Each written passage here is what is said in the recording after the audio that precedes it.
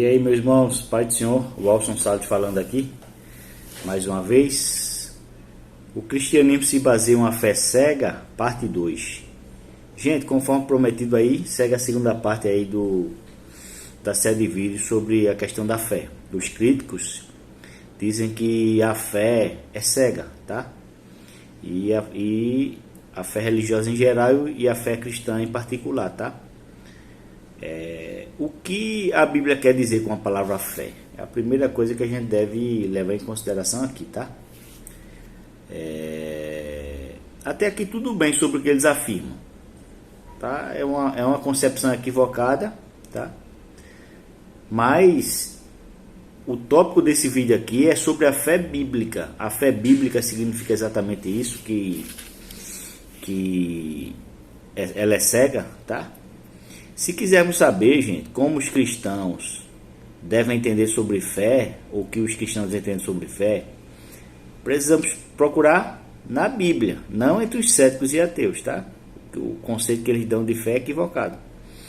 Quando os autores do Novo Testamento escreveram sobre fé, eles tiveram a mesma definição, a definição de Richard Dawkins, tá? O conceito de fé bíblica dos autores do Novo Testamento principalmente é o mesmo conceito de Richard Dawkins, de que a fé é cega, tá?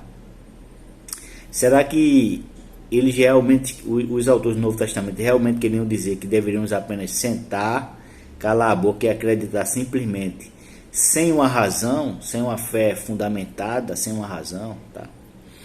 Os autores do Novo Testamento nos disseram para não fazer perguntas e nos mandaram resistir à racionalidade. Isso é verdade? Se os ateus estiverem certos no conceito de fé, então é verdade, mas é realmente isso?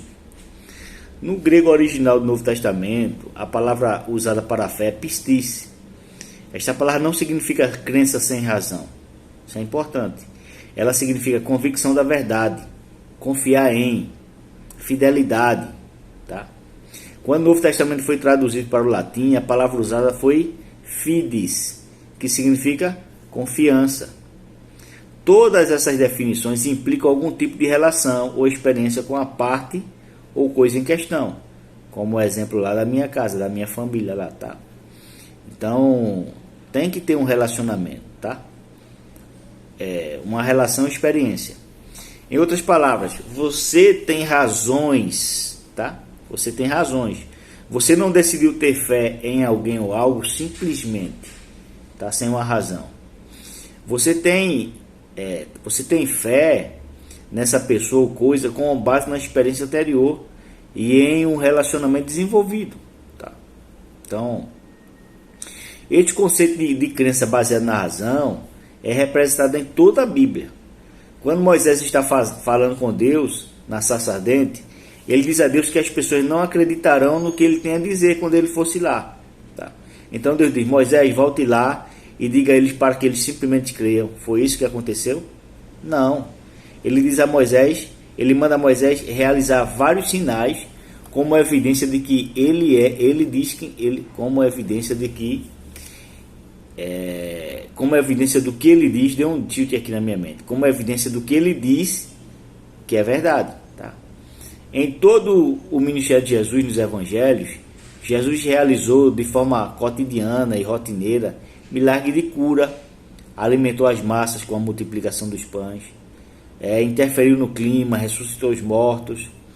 Cada um desses milagres servia a um propósito específico ao afetar o assunto específico.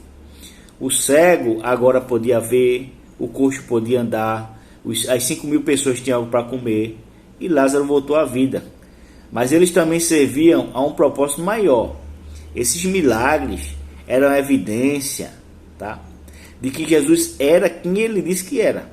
Esses milagres eram evidência de que Jesus era quem ele disse que era. Ele não andava por aí distribuindo sabedoria e dizendo às pessoas: ei, eu sou Deus em carne e osso, eu sou Deus encarnado, e você só precisa acreditar em mim quando eu falar. Não.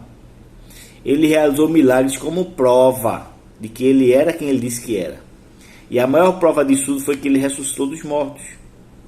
Ele disse aos apóstolos que seria capturado, torturado e morto, e que depois ele ressuscitaria dos mortos.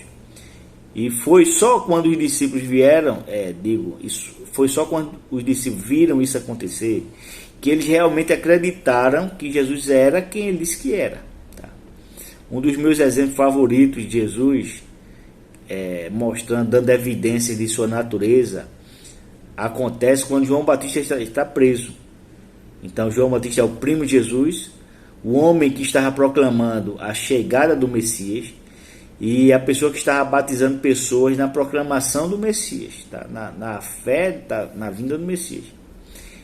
Ele até mesmo batizou Jesus e testemunhou Deus, proclamando os céus, dizendo: este é o meu filho amado em quem me comprazo. Tá? Ele viu isso. Então, Jesus chamava João de o homem mais santo da terra.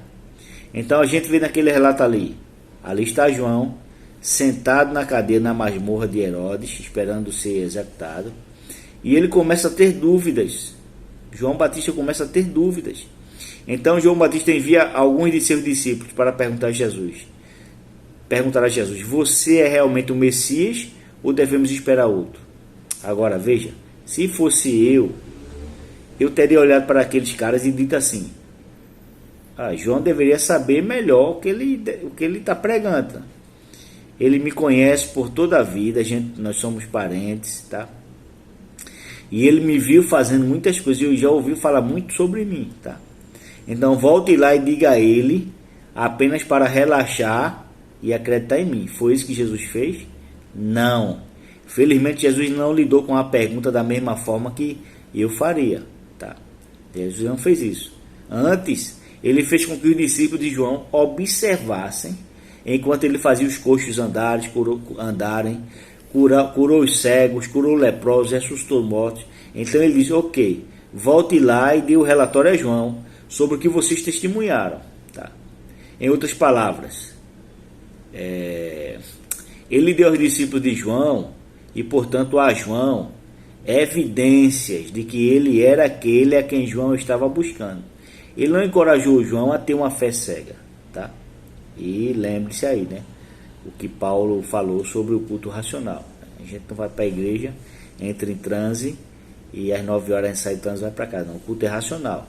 O cristianismo é fundamentado em 4 alicerces: revelação, razão, história e experiência. Tá bom? Então, até o próximo vídeo em nome de Jesus. Fiquem com Deus.